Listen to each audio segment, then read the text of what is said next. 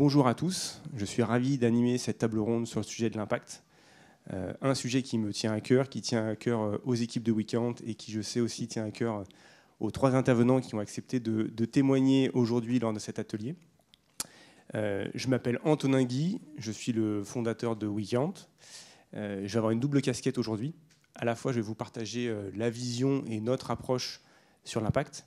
Et puis, je vais animer les échanges avec du coup, Roman de la BPI, Caroline de la CEC et Arthur de chez Utopie. Ce que je vais commencer par faire, c'est vous partager finalement chez nous quelle est notre vision de l'impact, comment on appréhende ce sujet-là, en guise, je dirais, d'introduction de cette table ronde. Donc, WeCount, on est une société experte en accompagnement à la transition bas carbone et ESG. Depuis la création de WeCount, de mon côté et puis avec l'équipe, on a vraiment à cœur de se dire mais quel format d'accompagnement innovant on peut trouver pour maximiser le potentiel de transformation des entreprises qu'on va accompagner et in fine du coup maximiser notre impact. Aujourd'hui, nous j'ai 2 slides pour vous présenter ça, si ça veut bien marcher. On a fait les tests, ça fonctionnait. On considère, en tout cas dans notre approche, encore une fois, il y a plein d'approches différentes, qu'il y a 4 piliers qui sont très importants pour maximiser l'impact. Le premier, c'est le collectif. Permettre aux entreprises et des équipes, surtout du même secteur d'activité, de pouvoir collaborer, de partager les bonnes pratiques. Et également de créer une émulation collective. Le constat qu'on fait, et j'imagine qu'il y a aussi des responsables des RSE dans cette salle, c'est qu'aujourd'hui, c'est un métier qui n'est pas facile. C'est un métier où il faut porter son bâton de pèlerin pour pouvoir convaincre les salariés, la direction d'avancer sur ces sujets de la transition. Et donc, nous, on constate que c'est hyper intéressant d'avoir de l'émulation collective, de pouvoir voir que d'autres entreprises arrivent à avancer sur ces sujets-là. Le deuxième, c'est la formation, un sujet assez classique. Bien évidemment, il est hyper important de pouvoir internaliser la compétence, devenir soi-même expert de sa propre empreinte environnementale pour pouvoir déployer son plan d'action. Le troisième volet, c'est l'expertise. Chez WeCount, on a décidé de se focaliser sur 8 secteurs et d'être très bon sur 8 secteurs pour pouvoir apporter le maximum d'expertise. Et quand on n'a pas l'expertise en interne, plutôt que d'inventer les choses, on va s'appuyer sur d'autres experts, d'autres cabinets de conseil qu'on va venir inviter dans nos programmes d'accompagnement pour pouvoir former nos clients à notre place. Et puis le troisième volet, c'est les outils. Finalement, dans tout projet, c'est hyper important d'avoir des outils qui vous permettent, de gagner du temps, gagner en efficacité et puis surtout de pouvoir mesurer son empreinte environnementale et de pouvoir simuler finalement ces actions. Et donc du coup, je vais terminer pour vous dire concrètement comment ça se traduit chez WeCount. Et encore une fois, c'est une approche parmi d'autres. On est là pour échanger sur toutes les approches en matière d'impact. On a 2 choses chez WeCount. On a une plateforme de comptabilité carbone et CSRD, donc qui permet de faire son bilan carbone, son plan d'action, son reporting ESG. Et à côté de ça, des programmes d'accompagnement sectoriels où on va accompagner 10 entreprises du même secteur d'activité sur 4 mois, où on va finalement les former et les accompagner à faire soit leur bilan carbone, stratégie climat ou reporting CSRD. Voilà, c'est des programmes qui alternent justement entre du collectif, de la formation, de l'apport d'expertise et des outils. Voilà. Et donc on est sur 8 secteurs, quelques exemples, l'agroalimentaire, l'industrie de la santé, la culture ou encore le BTP. Voilà, alors pourquoi est-ce que je vous explique tout ça? C'est que depuis le début, on souhaite avoir on va dire un maximum d'impact dans la manière dont on accompagne nos clients. Et il y a quelques mois, toute l'équipe s'est dit, cet impact-là, on pense qu'on l'a, on a des retours de nos clients, mais il faut qu'on arrive à le quantifier. Il faut qu'on arrive à le mesurer. Tout ce qu'on ne mesure pas, c'est difficile à améliorer. Et donc, on a pas mal discuté en interne, je vous en reparlerai, et puis on a discuté avec pas mal de cabinets de conseil, de bureaux d'études, pour dire comment vous faites pour mesurer votre impact. Et le constat qu'on a fait, c'est qu'aujourd'hui, il y a assez peu de cabinets de conseil ou de bureaux d'études qui arrivent à avoir une démarche vraiment structurée sur le sujet. Et donc, on s'est dit ça pouvait être un sujet hyper intéressant de pouvoir partager, ou en tout cas échanger avec d'autres bureaux d'études, d'autres cabinets de conseil sur comment est-ce qu'on peut maximiser notre impact. Et donc, c'est l'objectif de cette table ronde aujourd'hui, d'avoir 3 experts avec nous qui vont pouvoir vous partager par rapport à ce qu'ils font aujourd'hui, par rapport à leur approche, par rapport à leur typologie de clients ou d'interlocuteurs, sur 2 sujets. Un, c'est quelles sont les bonnes pratiques pour maximiser notre impact. Et 2, comment est-ce qu'on peut effectivement mesurer cet impact et essayer de le quantifier. Voilà pour cette introduction. Et du coup, Roman, je te propose de commencer cet échange et de nous dire déjà qu'est-ce que fait la BPI sur le sujet de la décarbonation et quelles sont selon toi les bonnes pratiques à adopter quand on accompagne une entreprise sur le sujet. Oui, donc bonjour à tous. BPI France accompagne depuis plusieurs années les entreprises sur tous les enjeux stratégiques qu'elles peuvent rencontrer. Donc il était évident que parmi ceux-là, celui de la transition environnementale en faisait partie. Donc nous, on travaille en partenariat avec l'ADEME. On a noué ce partenariat depuis 2020 et l'idée de ce partenariat, c'est de proposer des missions de conseil aux PME et ETI françaises pour leur permettre d'avoir les premières clés, construire la première brique de leur transition sur les sujets qu'on connaît le plus sur la thématique de la transition environnementale, c'est-à-dire la décarbonation, l'éco-conception, l'audit énergétique ou bien l'optimisation de flux. Donc ces dispositifs qu'on appelle diagnostics ont pour objectif de rendre accessibles aux PME ETI des missions de conseil qui pour la plupart ont un reste à charge maximal de 5 000 € et qui permettent d'avoir un premier diagnostic, un premier état des lieux de leur impact environnemental et derrière d'avoir une feuille de route, un plan d'action pour le réduire. Donc nous, pour répondre à la question des facteurs clés de succès, on accompagne actuellement, on a plus de 6 000 entreprises engagées sur ces dispositifs-là. Et les facteurs clés de succès qui en ressortent, si on devait les synthétiser, le premier, c'est l'implication de la direction. Je pense qu'on sera tous d'accord là-dessus. C'est hyper important, premièrement parce qu'ils impulsent une dynamique auprès de leurs équipes. Donc derrière, une implication dans les missions qui sont réalisées qui n'est pas négligeable. Et puis, pourquoi ? Parce qu'ils permettent aussi de sensibiliser leurs équipes sur l'importance de passer en transition, d'enfin aller vers cette transition environnementale pour qu'une fois que nous, on a fini notre travail de mission de conseil, ça ne s'essouffle pas et que le plan d'action qui résulte de ces missions puisse bien sûr être mis en place et qu'on ne fasse pas un simple état des lieux. Le second, j'en parlais un peu dans le premier, mais c'est la formation, la sensibilisation et l'apport d'outils et de livrables qui puissent être réutilisés. L'idée, c'est que les équipes qui réalisent ces missions-là puissent appréhender les supports qui ont été utilisés, les outils, pour derrière soit mettre à jour typiquement un bilan de gaz à effet de serre, tout en s'appuyant sur un tierce ou en étant formé, bien évidemment. Mais voilà, c'est vraiment s'appréhender tout ce qui a été réalisé, les calculs qui ont été faits, les hypothèses qui ont été retenues, pour que derrière, l'entreprise se ne retrouve pas démunie à ne plus savoir comment reprendre cette partie-là qui a été réalisée par un tierce. Le troisième, ça on en est convaincu, ces dispositifs, on les a créés en s'appuyant sur un réseau, un vivier de bureaux d'études dont WeCount ou Utopis peut faire partie.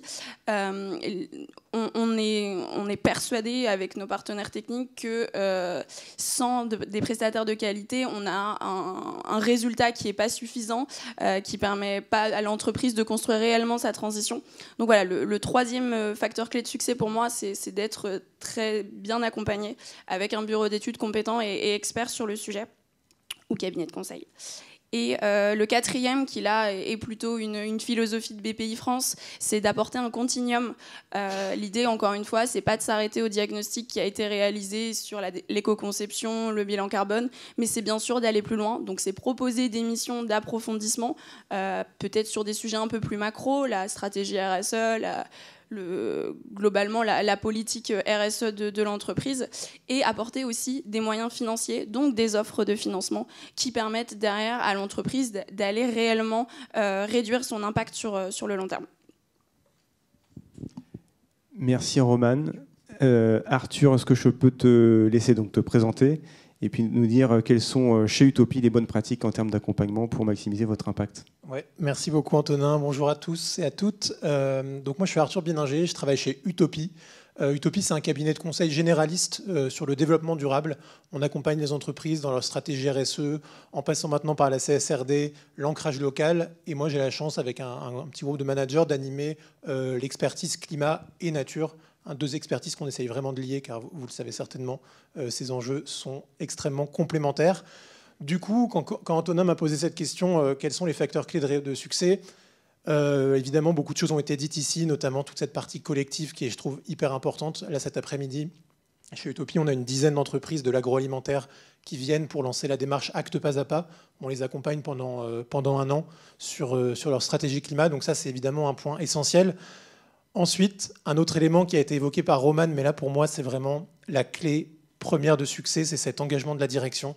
Moi, je le vois quand j'accompagne des entreprises sur un bilan carbone, plan d'action. Sans la direction, on sent qu'on passe vraiment à côté de quelque chose, versus quand on est avec le CODIR, que le CODIR a été formé aux enjeux, a calibré avec nous la vision, le monde bas carbone dans lequel il voit son entreprise. C'est vraiment, pour moi et pour nous chez Utopie, le facteur le plus important de succès. Et c'est pour ça que le référentiel Acte pas à pas, que vous connaissez certainement, permet vraiment de faire cela. Vraiment, on accompagne la direction de A à Z. Ils sont obligés de participer à des temps de formation, à des temps de construction et d'ateliers. Et là, on voit vraiment la différence à l'issue du parcours. Et ça, je vous donnerai un petit peu des infos dans les réussites et les indicateurs d'impact. Ensuite, il y a un autre sujet qui est pour moi, au-delà de tout ce qu'on s'est dit, l'adaptation. En tant que consultant, pour moi, s'adapter à son contexte et à son client, c'est tellement la base la plus importante, selon moi. Ça passe par quoi? Nous, chez Utopie, on fait beaucoup d'entretiens au début de nos missions. C'est rare de commencer un bilan carbone comme ça, juste en envoyant un fichier de collecte ou une stratégie climat. On va vraiment faire 5, 6 entretiens, parfois avec des clients, parfois avec des fournisseurs. Ça permet de savoir où on met les pieds et ça permet aussi d'adapter son discours au contexte dans lequel on est. Là, je suis avec une PME industrielle. Eux m'ont dit, Arthur, si tu veux que ça marche, il faut que tu parles de bon sens. Il faut que l'optimisation des ressources soit du bon sens. Il faut que le fait qu'on puisse parler à nos clients et qu'on forme nos commerciaux, ça soit fait pour des raisons de bon sens. Un autre contexte, je suis dans un groupe panafricain à Madagascar. Arriver avec mes gros sabots en disant il faut réduire vos émissions dans un pays qui est un des pays les plus pauvres de la planète où la réduction des émissions n'est pas forcément la priorité. C'est compliqué. Donc du coup, il faut essayer d'allier un discours de développement économique, d'inclusion et surtout d'adaptation, parce que eux, avant tout, ça va être les sujets d'adaptation au changement climatique qui vont être plus importants. Donc là aussi, adapter son discours, pour moi, c'est un facteur clé de succès dans l'impact. Ensuite, un autre élément, pour moi, c'est être inspirant. Là aussi, on peut avoir tendance parfois, à travers notre expertise, à mettre des graphes, être le calculateur, l'ingénieur qui va présenter les impacts. Mais pour moi, ce qui marche bien, c'est d'arriver avec des exemples concrets, inspirationnels, auprès du CODIR, montrer que des concurrents l'ont fait. C'est ce fameux benchmark que vous connaissez certainement tous et toutes. Mais c'est hyper important d'aller au-delà juste des intensités carbone par collaborateur pour comparer les concurrents. Mais c'est vraiment trouver des bonnes pratiques. Le slip français, dans l'industrie textile, tout le monde disait que c'était impossible d'avoir des slips et des chaussettes en chanvre. Eux l'ont fait, par exemple. Et donc là, on va montrer ça, on va dire, ils ont réussi à le faire, pourquoi pas vous? Donc voilà, avoir ce côté inspirationnel est hyper important et aussi facilitateur. Ce que j'aime bien dire aussi avec mes clients, c'est que c'est pas moi qui vais leur dire comment faire des cuves en inox bas carbone ou comment décarboner une chaîne de textile avec zéro charbon. C'est eux qui savent le faire et donc notre rôle, il est vraiment de faciliter, amener des actions et les aider à se parler et à définir justement ces actions. Pour moi, c'est ce rôle d'inspiration et de facilitation. Et dernier point qui est cher chez Utopie, c'est l'optimisme d'action. Chez Utopie, c'est une valeur qui est clé pour nous. C'est montrer aux entreprises qu'on accompagne les opportunités qu'elles ont pour se lancer dans cette transition. C'est des sujets graves, c'est des sujets de chaos parfois. Il faut évidemment présenter à ces entreprises les risques auxquels elle va être confrontée, mais il faut aussi lui montrer les opportunités qu'elle a de réfléchir à son business model, de repenser sa façon de produire, de réfléchir un peu au futur dans lequel elle va être. Donc voilà, ces 4 éléments pour moi sont importants. Engagement de la direction, s'adapter, l'optimisme d'action et être inspirant. Merci beaucoup Arthur pour cette intervention inspirante justement sur le sujet de l'impact. Ce que tu partages sur le sujet de la direction, c'est une bonne transition avec Caroline. Du coup, peux-tu nous en dire plus sur la CEC? Alors je pense que beaucoup d'entre vous connaissent déjà, mais surtout comment vous avez réfléchi en termes d'impact pour maximiser le potentiel de transformation. Oui, merci. Bonjour à tous. Donc la CEC, acronyme pour Convention des entreprises pour le climat. Donc pour ceux parce que tout le monde ne connaît pas obligatoirement, qu'est-ce qu'on fait à la CEC? À la CEC, on rassemble et on fait travailler des collectifs de dirigeants d'entreprises sur un temps de 9 à 10 mois pour les amener à repenser leur modèle d'affaires, à repenser leur métier, à repenser leur rôle de dirigeant dans un cadre compatible avec les limites planétaires. Donc on est vraiment dans une forme d'accompagnement assez particulière, mais avec un objectif de transformation très fort. Alors sur les facteurs clés de succès, je vais rebondir sur ce qu'ont dit Romane et Arthur, mais qui est un petit peu le point de départ de la CEC, à savoir que pour nous, le premier facteur clé de succès, c'est de s'adresser aux dirigeants. Donc on rassemble et on fait travailler des dirigeants d'entreprise convaincus que si je dirais le haut, voilà, je suis désolée pour le côté un peu old school et hiérarchique, mais le haut de l'organisation n'est pas convaincu, n'est pas engagé, on peut faire autant d'efforts qu'on veut, je dirais, dans les équipes, il ne se passe pas grand-chose. La deuxième chose, c'est qu'il faut parler rationnel, il faut parler à notre tête, mais il faut aussi parler à nos émotions, à notre cœur, à nos tripes. Et dans nos programmes, c'est pour ça qu'on mélange en fait des interventions d'experts scientifiques, académiques, avec du travail en intelligence collective pour vraiment faire appel à la dimension humaine derrière le rôle. Le troisième facteur clé de succès pour nous, c'est l'ambition. Il faut avoir une ambition forte pour dépasser un programme d'optimisation, de réduction à la marge et vraiment pouvoir parler de transformation. Et c'est aussi une façon de s'assurer qu'on va proposer une nouvelle vision engageante pour ces équipes, pour ces parties prenantes, voilà, qui a plus de chances d'emmener tout le monde beaucoup plus loin. Quatrième point qui est cher à la CEC, le temps long. Voilà, la transformation, ce n'est pas quelque chose qui s'opère en une semaine, en 15 jours. C'est quelque chose de compliqué, c'est quelque chose qui demande de la digestion, des allers-retours. Ce n'est pas un processus linéaire. Voilà, donc on a des programmes qui s'étendent sur 9-10 mois avec des sessions qui se passent toutes les 6-8 semaines parce que voilà, les dirigeants ont besoin de ce temps pour, je dirais, intégrer et vraiment en profondeur ce cheminement de transformation. J'en suis à l'action de mise en action engageante. Là aussi, quelque chose de très spécifique à la CEC qui, pour nous, est essentiel. C'est qu'on fait travailler, en fait, on fait écrire par le dirigeant une feuille de route de redirection écologique pour son entreprise et qu'on l'invite à rendre publique sur le site de la CEC. Donc, il écrit lui-même.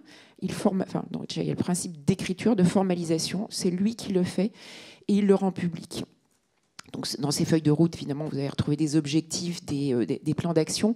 Mais ça commence par une question en fait très dérangeante où il questionne son modèle d'affaires. Je vous donne juste un exemple de ce qu'a écrit Renault Trucks, dont le métier à la base est quand même de vendre des camions et de les faire rouler un maximum sur la route. Il a posé la question comme comment en fait devenir un fournisseur de transport bas carbone et économe en ressources en mettant le moins de camions possible sur la route et en leur faisant parcourir le moins de kilomètres possible.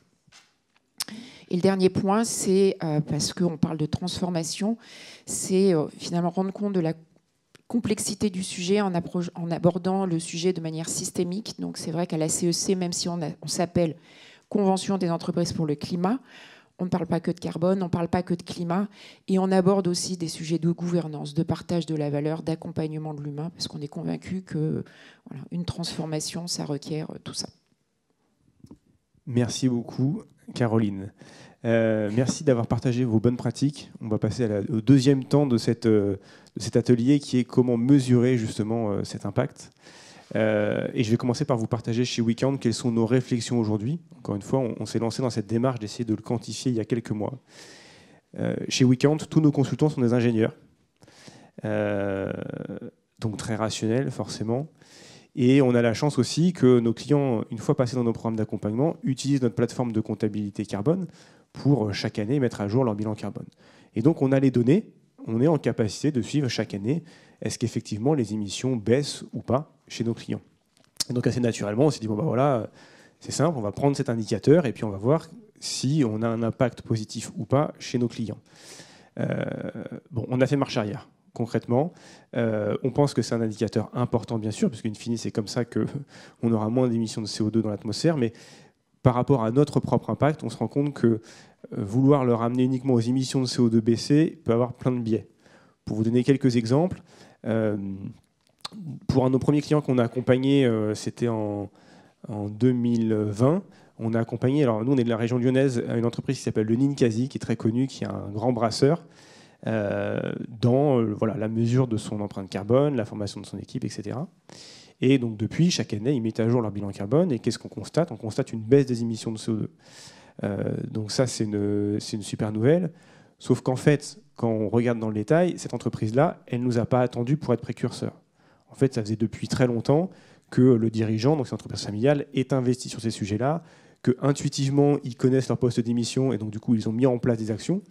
Donc finalement, nous, on a contribué à ça, mais de dire qu'en tant que consultants, c'est grâce à nous qu'ils ont baissé leurs émissions, c'est faux. On les a aidés, on a contribué à cela, mais ça serait faux de pouvoir nous attribuer toutes ces baisses d'émissions de CO2, en tout cas directement. Ça serait vraiment un raccourci.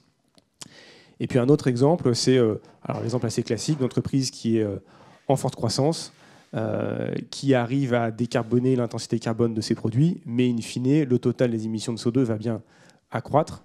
Donc là, qu'est-ce qu'on va faire? Est-ce qu'on va se dire que finalement, on n'a pas eu un impact positif parce que l'empreinte carbone grandit, ou est-ce que finalement, on a eu un impact positif parce que l'intensité carbone est en train de baisser de chacun des produits? Donc tout ça pour dire que c'est un sujet qui est complexe, et en plus prend du temps, puisque en général, vous vous lancez dans une démarche, vous allez faire votre premier bilan carbone, comprendre vos postes d'émission, et l'impact peut arriver au bout d'1, 2, 3, 4, 5 ans. Donc finalement, si à chaque fois on attend 5 ans pour savoir si on a eu un impact, finalement c'est un peu dommage. Et donc on s'est focalisé, on va continuer de regarder ça, avec toutes les précautions que je viens d'évoquer, mais aujourd'hui ce qu'on fait, c'est qu'on se focalise sur l'humain. C'est-à-dire comment nos programmes finalement apportent un potentiel de transformation au sein des entreprises. Donc nous, nos interlocuteurs, c'est vraiment les équipes RSE, c'est les responsables RSE. Et qu'est-ce qu'on vient mesurer? On vient mesurer 3 choses aujourd'hui. Et encore une fois, tout ce que je vous dis, c'est en test. On est en train de le faire auprès de 40 entreprises et à chaque fois, on apprend des nouvelles choses. La première chose, c'est finalement, via nos programmes collectifs, est-ce qu'on a des citoyens qui sont plus engagés? Finalement, ça peut commencer par ça. De se dire, au-delà même de leur rôle, par exemple, ils ont été missionnés pour faire un bilan carbone, au-delà même de ce rôle-là, est-ce que les gens avec qui on travaille, on a contribué à les sensibiliser d'un point de vue même, on va dire, personnel, en tant que citoyen? Est-ce qu'on en fait des responsables RSE qui, quelle que soit l'entreprise demain, seront encore plus sensibilisés au sujet? C'est le premier aspect. Le deuxième, qui est très important, c'est la motivation. Je l'ai dit tout à l'heure, nous, le constat qu'on fait, j'imagine qu'il y a des responsables RSE aussi dans la salle. C'est un métier pas facile. On est souvent mandaté pour travailler sur des sujets sur lesquels on n'a pas été formé. Donc il faut de l'énergie, il faut de la motivation, il faut aller porter son bâton de pèlerin pour aller convaincre tout le monde dans l'entreprise. Et donc du coup, il faut de la motivation. Donc nous, on mesure ça en début d'accompagnement et en fin d'accompagnement. Est-ce qu'ils sont encore plus motivés à porter ce sujet-là dans l'entreprise? Et le troisième critère, c'est est-ce qu'ils ont été sensibilisés, ils sont motivés, et est-ce qu'ils sont en capacité de le faire? Donc là, on va revenir sur les sujets techniques. Est-ce que je comprends mon bilan carbone? Est-ce que je sais le mettre à jour? Est-ce que je sais porter une stratégie climat? Est-ce que je sais moi-même aller défendre d'un point de vue technique ce sujet-là auprès de mon comité de direction? Donc c'est vraiment ça qu'on va mesurer. Et je vous dis, on le mesure au début de l'accompagnement, à la fin, donc au bout de 4-5 mois. Et puis là, on est en train de le mesurer aussi au bout de 6 mois, 1 an, pour voir ce qu'il reste finalement de ce qu'on a pu apporter, même 1 an après notre accompagnement. Donc ça, c'est ce qu'on mesure directement auprès des équipes. Et puis après, on va essayer de mesurer autour ce qui se passe, et donc notamment le comité de direction. Donc d'essayer de trouver des critères pour dire finalement, est-ce que maintenant, d'un point de vue gouvernance, le sujet climat, le sujet RSE est plus intégré? Donc là, c'est plein de petites questions. On essaye d'affiner au fur et à mesure parce que c'est pas évident. Tous les signaux faibles qui montrent que, ok, les émissions de CO2, elles n'ont pas baissé une fois que le bilan carbone a été publié ou même le plan d'action. Mais par contre, on a du budget sur le sujet. On a des ressources supplémentaires. On a compris les risques liés au changement climatique et le risque de l'inaction si on n'avance pas. Voilà. Donc c'est là où on en est, nous, chez WeCount, sur cette mesure d'impact et finalement, on essaie de mesurer le potentiel de transformation à travers les équipes qu'on a accompagnées.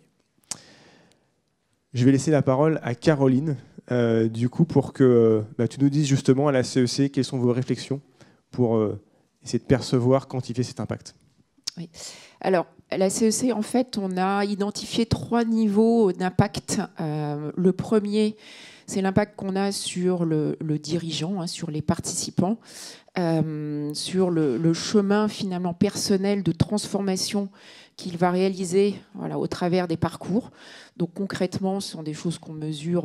On va mesurer des éléments de connaissance, de compréhension, de motivation, de capacité d'action avant et après parcours. Mais pour nous, au final, c'est la feuille de route, c'est ce qui est l'ambition de la feuille de route qui va le mieux traduire le cheminement qu'on aura fait faire aux dirigeants, aux participants. Le deuxième niveau, c'est l'impact sur l'entreprise. Donc là, très concrètement, c'est la mise en action des actions qui sont décrites dans la feuille de route, je dirais dans la vraie vie. Et là, on suit nos anciens participants au travers de baromètres annuels. Et là, en ce moment, on est en plein dépouillement du baromètre pour cette année. Et en fait, on voit des actions très concrètes dans différents domaines, sur le volet humain, puisque je parlais de l'approche systémique, sur le pourcentage de collaborateurs formés, sur le nombre de postes RSE créés. Sur le volet économique, on parle de renoncement de clients, renoncement de missions qui ne sont pas compatibles, de mise en place de principes d'éco-conception, de circularité, de pourcentage de chiffre d'affaires ou de produits éco-conçus. Sur les sujets de gouvernance, l'intégration le pourcentage ou le nombre de parties prenantes intégrées dans la gouvernance, partage de la valeur, exemple, mise en place d'actionnariat salarié. Voilà. Donc des indicateurs multiples, mais très concrets, qui démontrent en fait le passage à l'acte de l'intention à la réalisation.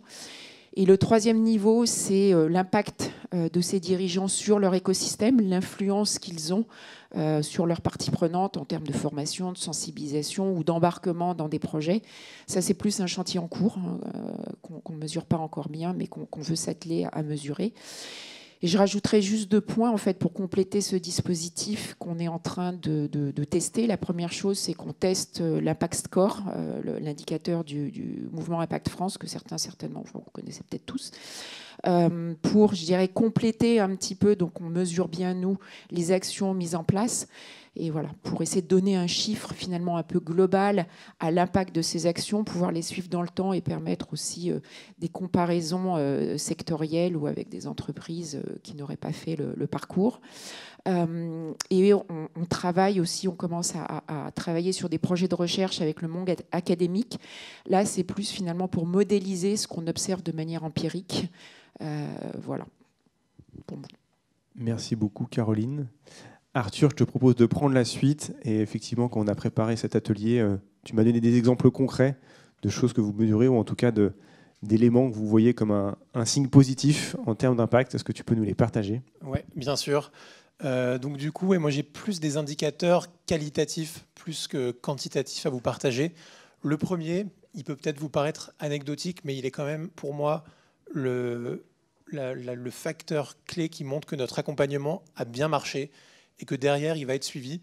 C'est quand j'arrive au livrable final, à la réunion finale, que je m'assois autour de la table et que c'est le CODIR qui présente lui-même son plan d'action aux autres membres du CODIR. Et pour moi, ça, c'est vraiment un indicateur hyper important qu'on n'a pas tout le temps. Comme je vous le disais, parfois, on va faire un accompagnement sans la direction. Ça va rester surtout côté RSE. C'est la RSE avec le consultant qui va présenter un petit peu les actions identifiées.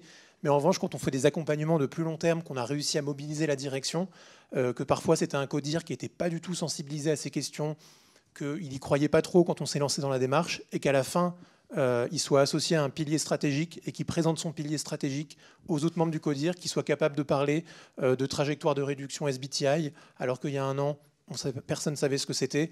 Donc vraiment, ça pour moi, c'est vraiment super. Ça me fout un grand smile quand je ne présente pas le plan d'action, mais que c'est le client qui présente à ma place. C'est un vrai facteur de réussite. Ensuite, on avait lancé chez Utopie, on le fait toujours, des questionnaires à l'issue des missions. Sauf que ce qu'on constate, évidemment, après un questionnaire juste à l'issue de la mission, c'est compliqué de savoir si on a eu un impact dès la fin, puisque comme le disait Caroline, c'est du long terme, la transformation, ça ne se fait pas comme ça. Du coup, on a la chance chez Utopie d'être un cabinet généraliste. Donc, après avoir réalisé une stratégie climat, un bilan carbone, on peut aussi accompagner nos clients sur d'autres sujets. que ce soit sur la communication responsable, sur sa stratégie RSE plus globale, sur des ateliers pour engager les fournisseurs, sur la décarbonation, mais aussi la prévention des risques, pas uniquement environnementaux, mais aussi sociaux. Et donc là, ce qu'on voit du coup avec ces accompagnements, c'est que on voit la transformation dans le long terme. Donc je donnais l'exemple tout à l'heure de ce groupe panafricain, principalement implanté à Madagascar et dans 8 pays. On est arrivé en 2019. Le mot impact n'était pas du tout un sujet pour eux. Aujourd'hui, ça fait partie intégrante de toutes leurs décisions business. Donc vraiment, ce sujet d'impact environnemental et social est intégré dans toutes les décisions qu'ils vont prendre. Personne ne connaissait le bilan carbone. Là, au bout de 4-5 ans, je vois toutes les personnes ont été formées, tous les contributeurs, ils sont capables d'en parler. Un directeur récemment me disait qu'il n'avait pas forcément... il y avait un fournisseur qui lui proposait un groupe électrogène qui n'était pas assez efficient. En tout cas, le prix était bien, mais l'efficience n'était pas top. Et du coup, lui il lui a dit, mais en fait, vous allez péter ma trajectoire SBTI qu'on a prise et on s'est engagé à la tenir. Donc là aussi, c'est des indicateurs qui sont quand même hyper positifs et on voit que ça a marché. Et voir ces accompagnements dans le long terme, sur 5 ans, 6 ans, parfois même plus, on voit vraiment le chemin que l'entreprise a parcouru. Et ça, c'est vraiment, vraiment hyper important. Ensuite, un dernier élément, peut-être, c'est nous, on fait aussi beaucoup d'accompagnement B Corp. Donc, vous connaissez peut-être cette certification assez ambitieuse. Et ce qu'on constate, c'est que souvent, on part au début de l'accompagnement à un niveau, peut-être une note de 50-60. Il faut à peu près 80 points pour être au-dessus. Et là, du coup, avec tout le plan d'action qu'on met en place pour l'entreprise pour passer cette barre des 80 points, essayer d'être à 100, 110, 120, là, clairement, c'est aussi un indicateur objectif et quantitatif pour le coup, qui permet de voir la progression aussi qu'on a menée, avec ce fameux gap analysis qu'on mène au début. Donc voilà, c'est un petit peu ce que je voulais vous dire. Et s'il y avait quand même 4 critères objectifs liés au climat, et si l'entreprise a mis ça en place, pour moi, c'est aussi banco. Le premier, c'est avoir des objectifs de réduction validés par la direction, avoir cette feuille de route de long terme qui soit cohérente aussi avec la stratégie globale d'entreprise, faire en sorte que cette question carbone-climat soit pas uniquement à part dans un pilier stratégique, mais qu'elle soit diffusée dans toutes les dimensions de l'entreprise, de l'engagement client en passant par l'engagement fournisseur, la gouvernance ou encore la communication. Ensuite, j'en parlais de la gouvernance, faire en sorte que chaque pilier stratégique ou chaque action soit liée à un membre de la direction. Donc ça, on l'a beaucoup évoqué ce matin. Et enfin, la cerise sur le gâteau, mais qui quand même peut être le nerf de la guerre, c'est l'intégration d'objectifs climat, carbone dans les rémunérations individuelles et surtout auprès du top management. Là, quand on a des entreprises qui mettent ça en place, il y a des incitations financières derrière. Ça peut aussi marcher et être très efficace pour tenir sa trajectoire et s'assurer que le plan d'action qu'on a validé soit bien tenu avec des ordres du jour réguliers et un suivi cohérent et sur le long terme. Voilà pour mes retours. Merci beaucoup Arthur. Roman, donc tu nous disais, vous accompagnez des centaines d'entreprises sur le sujet notamment de la décarbonation avec le DIAC Décarbonation. Comment est-ce que vous faites aujourd'hui pour mesurer cet impact ? Oui, effectivement, je vais rejoindre aussi Arthur et Caroline. Le premier élément, il est quantitatif, donc c'est le nombre d'entreprises qui s'engagent.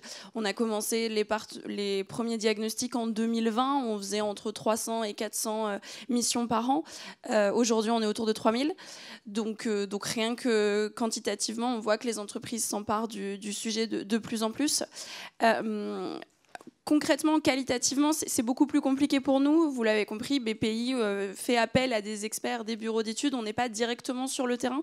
Donc nous, on va avoir plutôt un rôle de contrôle qualité, vérifier qu'effectivement la mission a bien été réalisée pour que l'entreprise ait toutes les clés en main pour derrière se mettre en transition. Mais notre rôle, en tout cas, il s'arrête au premier pas. L'idée, c'est d'apporter une aide financière au début et puis après que l'entreprise puisse continuer son chemin avec des tierces, mais pas forcément avec BPI. Et donc là où nous on va être vigilants, c'est sur la communication qu'il y a derrière. C'est aussi, Arthur en parlait, c'est valoriser la démarche qui a été engagée. Généralement quand on voit que des entreprises valorisent ce qu'elles ont fait à travers un DIAC Décarbonation ou un DIAC Éco-Conception typiquement, ça montre derrière que voilà, ça va pas s'arrêter là, que l'impact il fait que de commencer. Donc on a beaucoup joué sur cet aspect communication aussi pour valoriser et puis pour aussi mettre en avant les équipes qui ont travaillé sur ces sujets.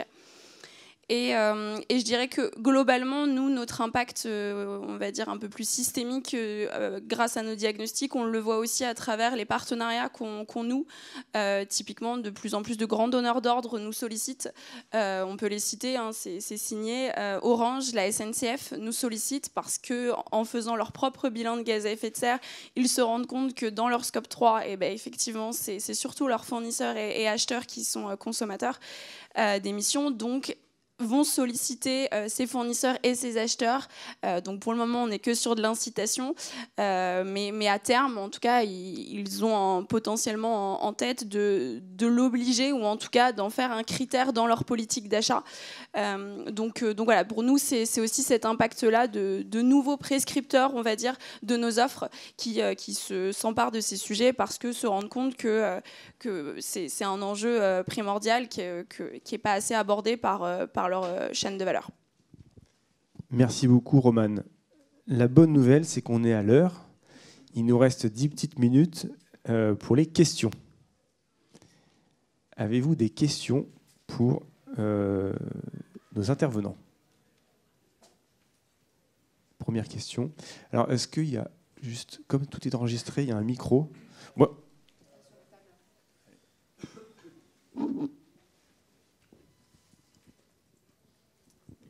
Bonjour.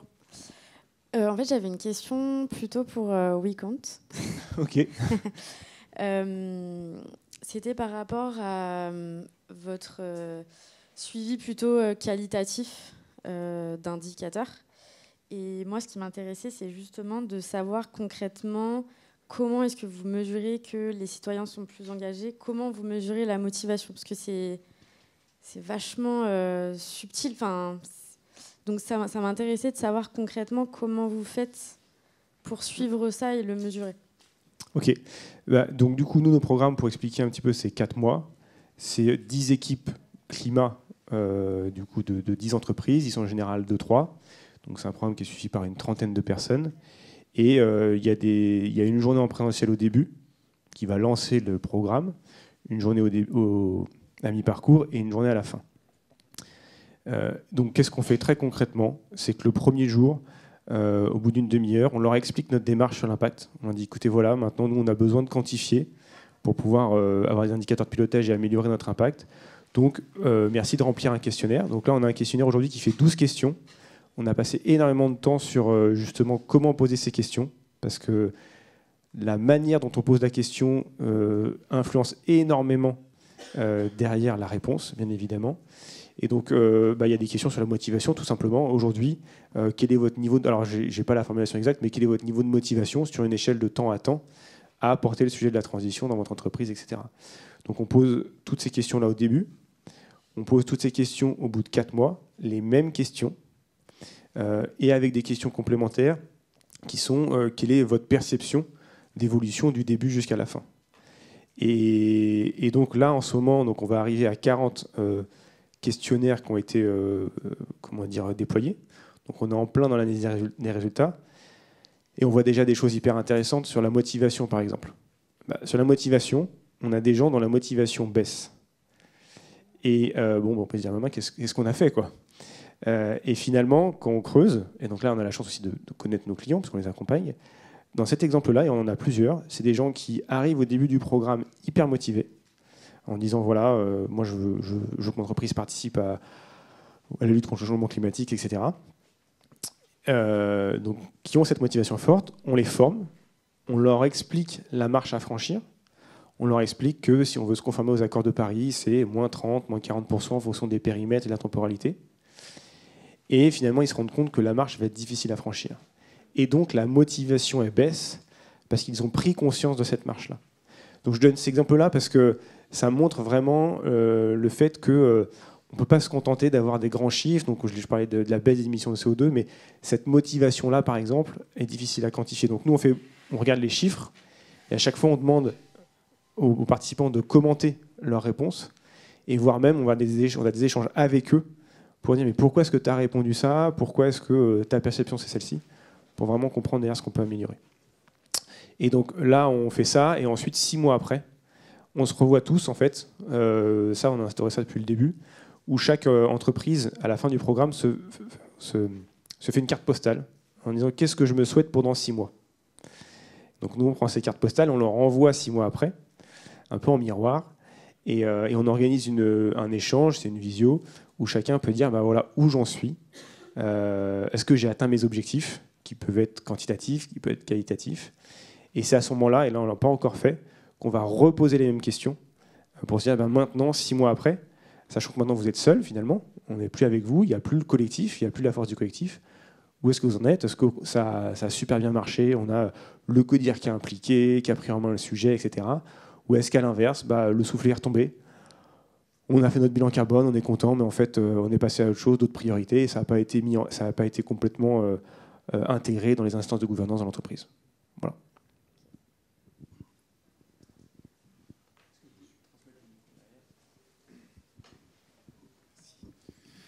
Bonjour. Vous avez beaucoup insisté sur l'implication du CODIR, à juste titre, évidemment. Mais au-dessus du CODIR, il y a les actionnaires. Et donc ça m'intéresserait d'avoir votre avis sur l'implication des actionnaires. Est-ce que vous voyez une implication croissante des actionnaires? Et en termes de mesures d'impact pour les actionnaires, eux, ils sont sur une dimension qui est évidemment pas forcément le CO2 ou le taux de formation des employés, mais eux, ils sont plutôt sur la valeur de l'entreprise. Donc, ma question, c'est, est-ce que vous voyez des actions montées pour impliquer les actionnaires plus sur ces thèmes de durabilité? Et 2, est-ce que vous êtes au courant de méthodologies qui permettent de voir l'impact sur la valorisation de la stratégie durable, sur la valorisation de l'entreprise? Est-ce qu'il y en a un d'entre vous qui veut répondre? Alors, je vais peut-être commencer, ce sera une réponse partielle, mais vient de se terminer un parcours qu'on a appelé parcours monde financier de la CEC, qui impliquait des banques, des fonds d'investissement, donc des financeurs. Voilà. Je n'étais pas personnellement dans le parcours, donc je ne peux pas vous en parler, mais voilà, il y a eu de la réflexion. Et on sait qu'il y en a qui commencent à prendre ça en compte, pas tout le monde. Et on est en réflexion pour un parcours spécifique pour les administrateurs. Donc c'était une réponse à côté, c'est une partie de réponse. Ouais, je veux bien juste compléter. Nous, c'est vrai que chez Utopie, on voit de plus en plus de fonds d'investissement aussi qui nous contactent pour accompagner leur participation.